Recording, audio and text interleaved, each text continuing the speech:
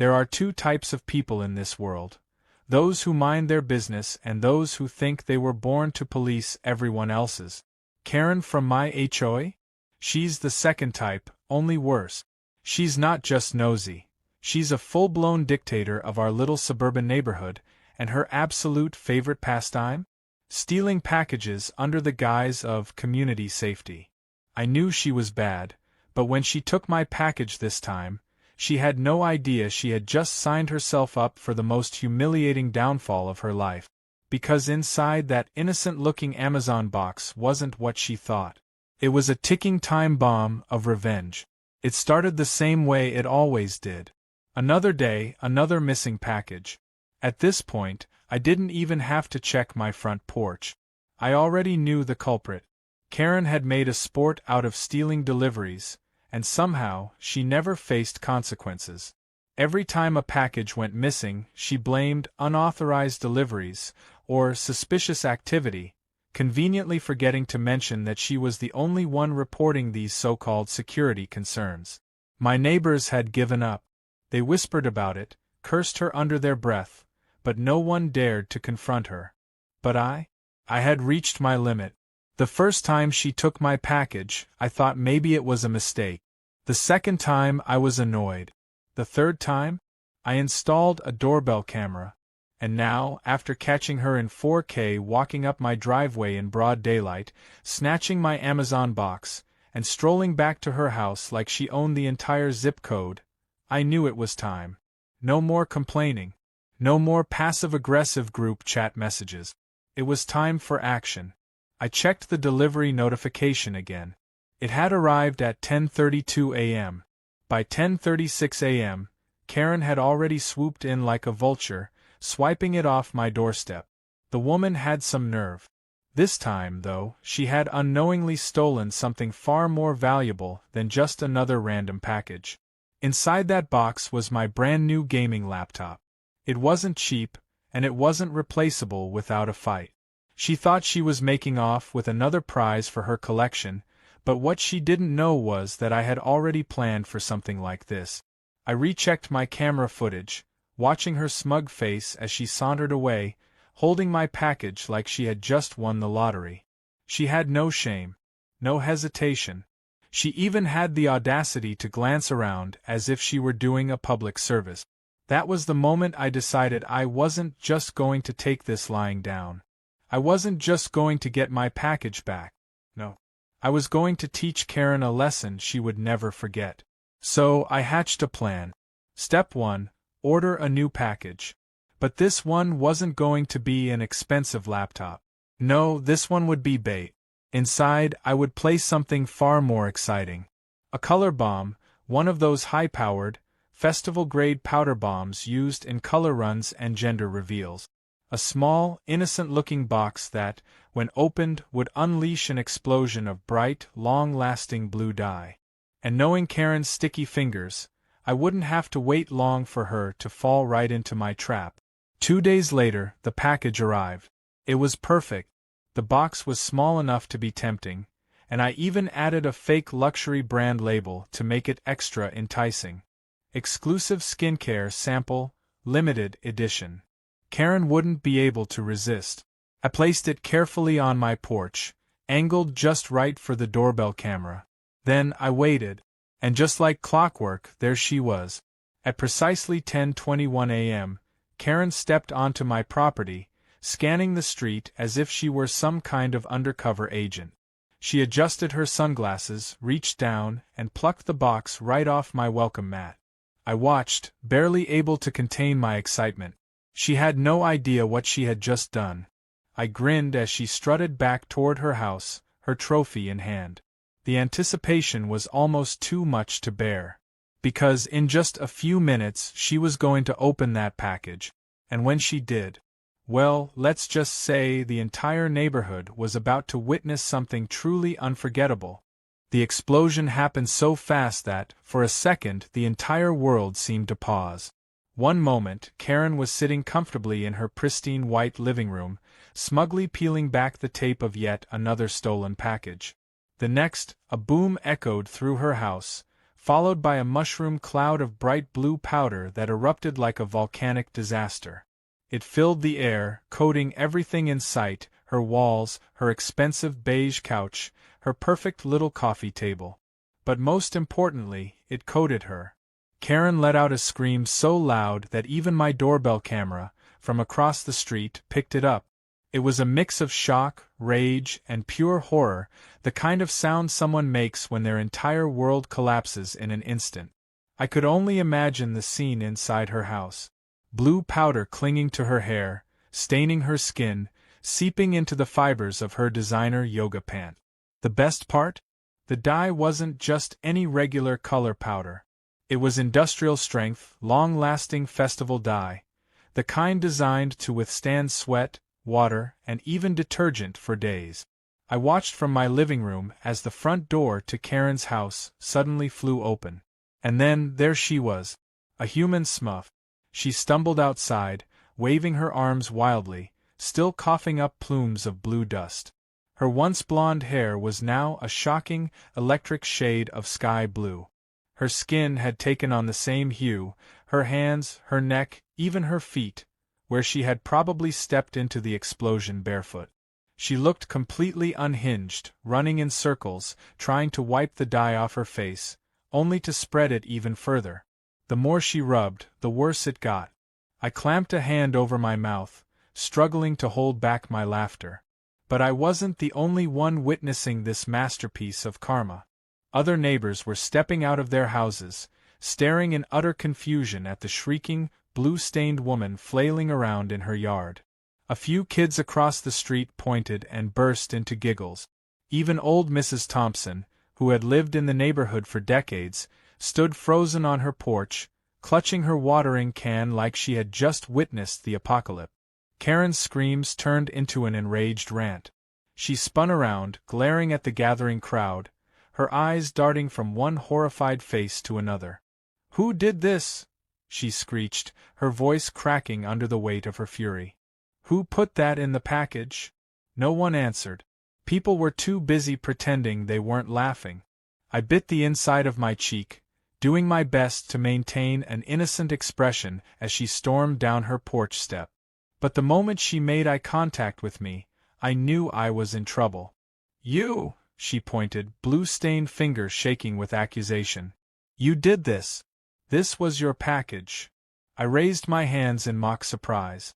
"Karen, are you admitting to stealing my package?" That shut her up for a second.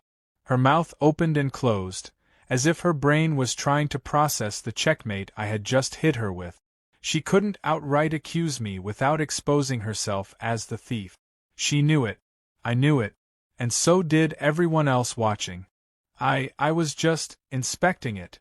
It looked suspicious, she finally blurted out, her voice desperate. It could have been a safety hazard. I was protecting the neighborhood. A snort escaped me before I could stop it. "Oh yeah, real heroic of you, Karen. Opening random people's packages in the name of justice." Her hands balled into fists. "You'll pay for this," she screeched. "This is a crime. A federal offense. I'm calling the police." At that moment, her husband, a mild-mannered, perpetually exhausted man named Todd, stepped out of the house. He took one look at his now snuff-colored wife, at the ruined living room visible through the open door, and let out the deepest sigh I had ever heard. "Karen," he muttered, rubbing his temples, "what did you do now?" Karen spun toward him like a cornered animal. This idiot booby-trapped their package," she shrieked, pointing wildly in my direction. "They did this to me." Todd took in the scene, glanced at me, then back at his fuming wife.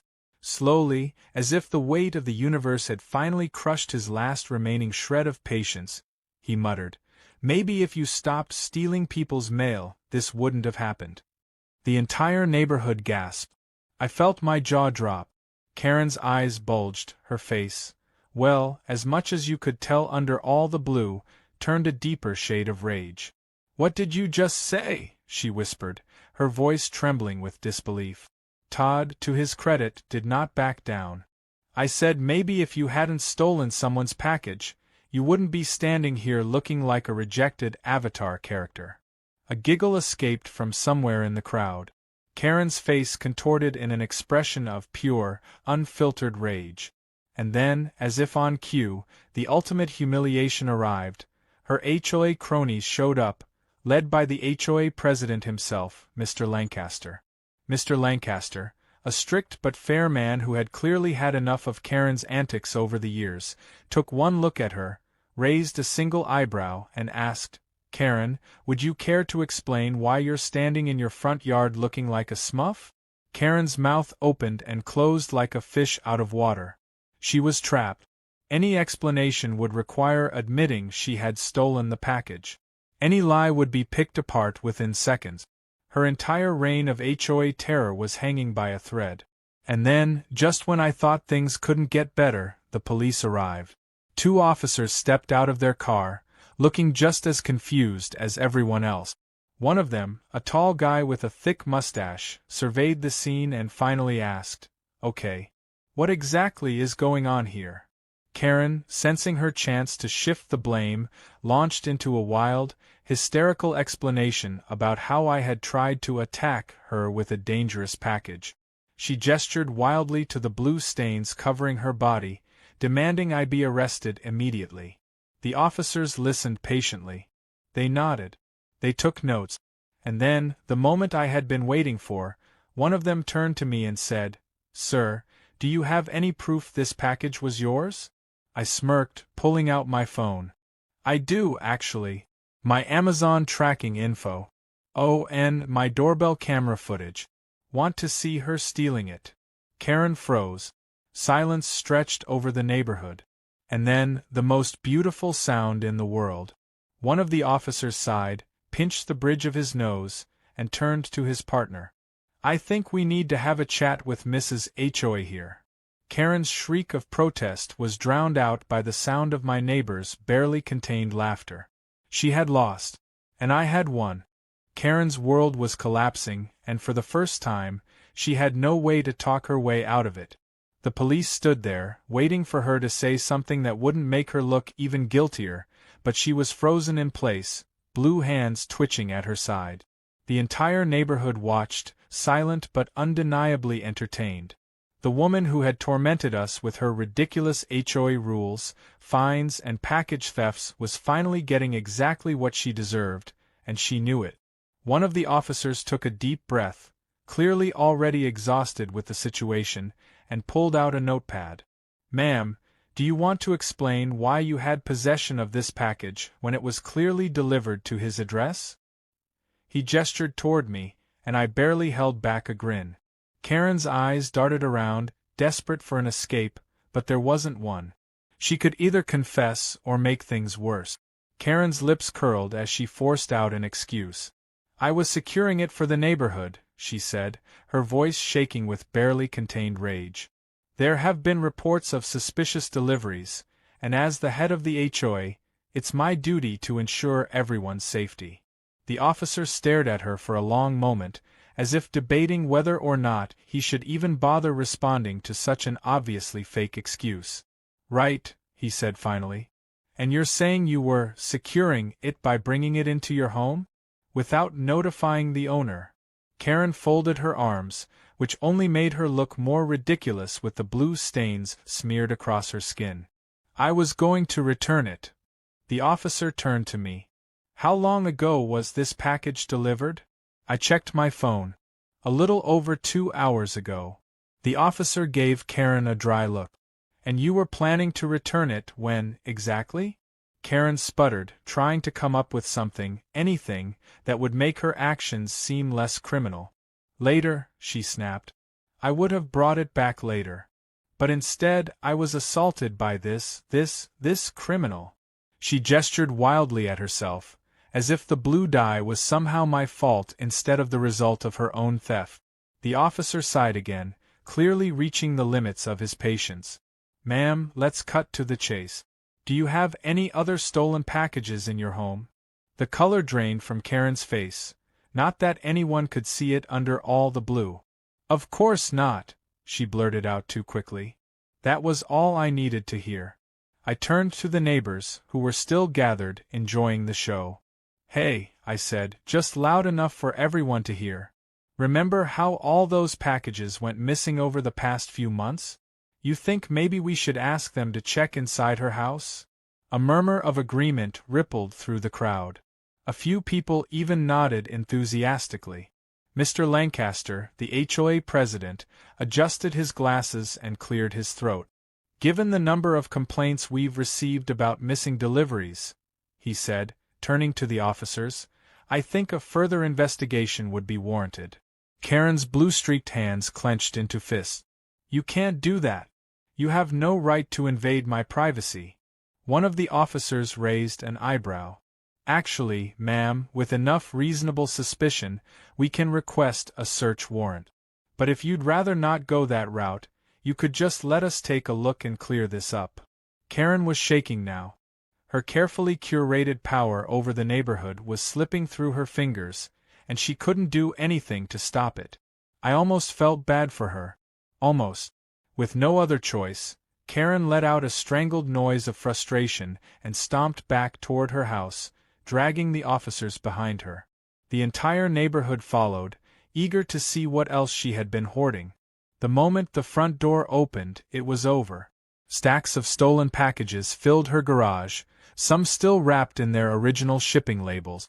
The officers barely had to step inside before exchanging a glance that said, well, this just got a lot easier.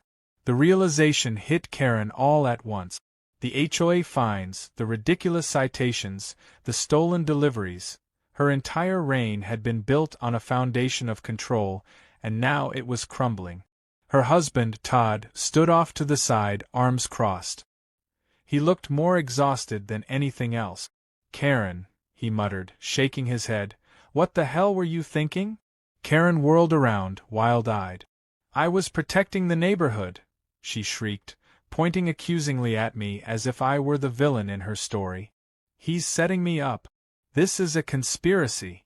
I was only doing what was best for everyone. The officers ignored her outburst. One of them pulled out a radio and called for backup. The others started cataloging the stolen packages. Karen kept ranting, voice rising in pitch, but it didn't matter anymore.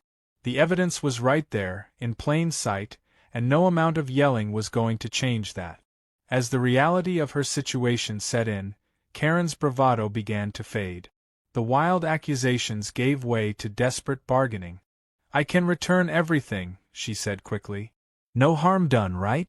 I mean, it's not like anyone got hurt. We can just forget this ever happened.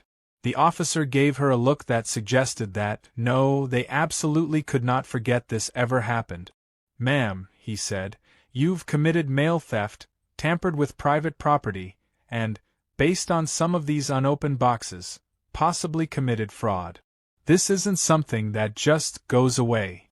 Karen let out a strangled whimper. She turned to Todd, but he simply shook his head, as if he had finally, after years of dealing with her, reached his breaking point. By the time the backup officers arrived, Karen's fate was sealed. They placed her in handcuffs, and as they led her out of her own house, the neighborhood stood in stunned silence. But not for long. One of the kids across the street whispered something to his friend, and before anyone could stop it, the chant began. Smurf, Smurf, Smurf. The neighbors picked up on it, and soon the entire street was laughing as Karen, completely blue from head to toe, was escorted to the back of a police car, her legacy of petty tyranny finally over. Todd sighed and turned to Mr. Lancaster. So, I'm guessing we need a new HOA lead. Mr. Lancaster nodded. We'll take nominations at the next meeting. Someone else in the crowd called out, as long as it's not another Karen. Laughter spread through the group, and just like that, the neighborhood felt a little lighter. The reign of the worst HOA dictator in history was officially over. As the police car pulled away, I turned and walked back to my porch, feeling victorious. The neighborhood had been freed from Karen's grip. The stolen packages would be returned. And best of all, I had just pulled off the greatest act of revenge in the history of suburbia. Later that night, as a final touch of pettiness, I wrapped up a bottle of industrial-strength stain remover and left it on Karen's porch with a little note. No hard feelings, right? It wasn't much. But it was enough.